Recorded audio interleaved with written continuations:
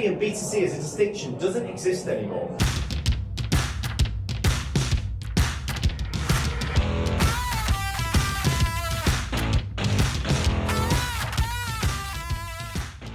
Let's just talk about messaging for a second. There's a thing that's been bothering me for a long time. It's like, why is clickbait so powerful? What is it that it does that gets my attention every time? And how can marketeers use that secret formula to apply to their messaging? What can we do?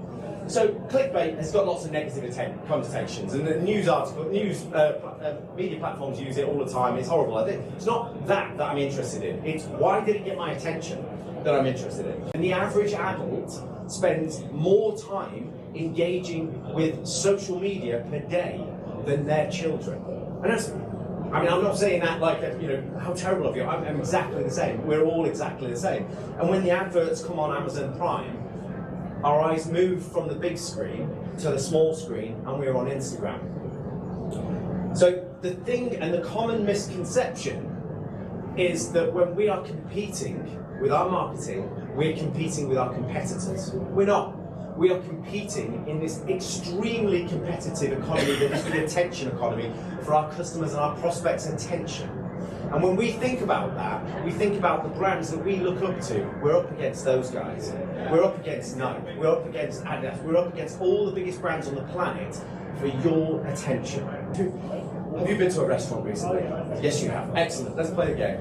I'm a waiter in a restaurant, and you come to me through the front door, and you're hungry. You come through the front door. What is it you want me as the waiter to say to you?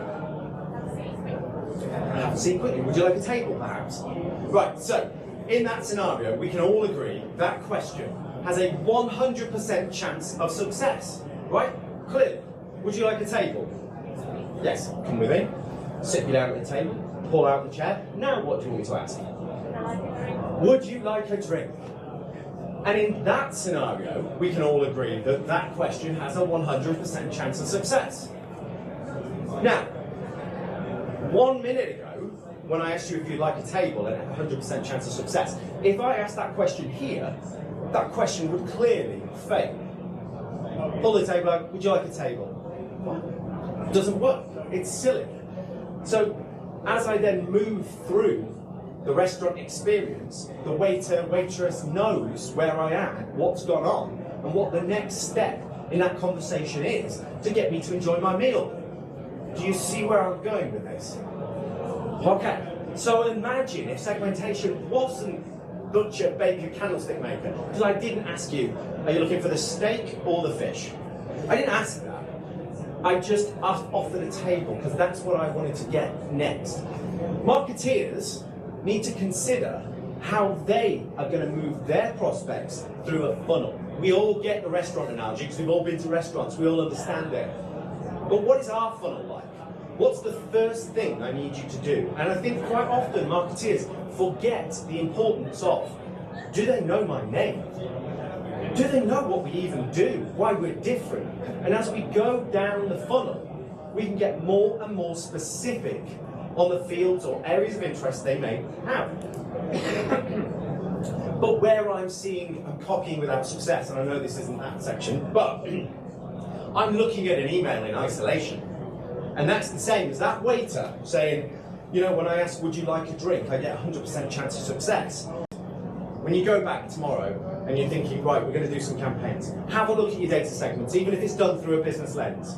And start with a subject line. How many times have we been in a situation, great campaign, data's all segmented, ready to go, oh shit, it's the subject line. We've all done it, right? We all do it. And in an SEO world, the subject line is like the meta tag. So it's a fundamental part of the spam filtering argument. Are the words correlating with the content? And quite often, if I'm operating in that way, it's not worked. It won't be as good as it needs to be. Now, let's flip that. Let's say I've got some audiences, some segments. Write some subject lines for those audiences. Segmentation through a business lens. So when I talk to the marketing department that really needs some help, we're talking about segmentation. They will always say things like, businesses that are in leads that are in this sector, or people that bought that product from us, or so on, something like that. Something like that. Right, and the problem with that is I just want to quickly do we have a B2B? What's the split? Who's a B2B marketer in here? Okay. B2C? Okay. Both?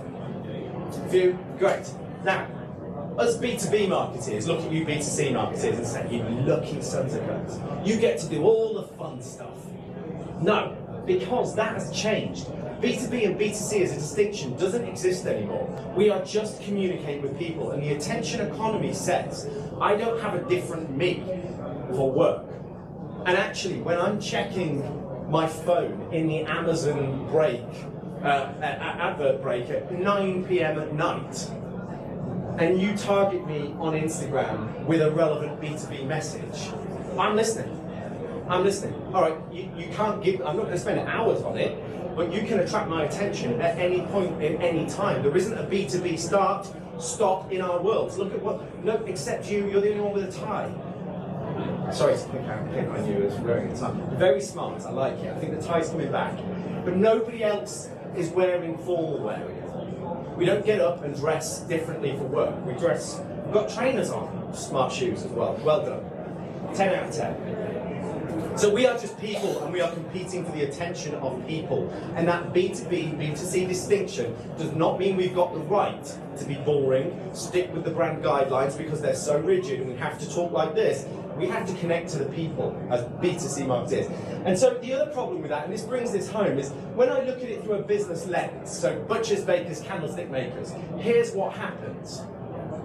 We've seen this before. Ozzy Osbourne and King Charles, on paper, from a data broker's perspective, are the same person. But we clearly know that's not right. That's not going to be effective. Not much of what I can say to him is going to resonate with him. So there's got to be something deeper. There's got to be something more.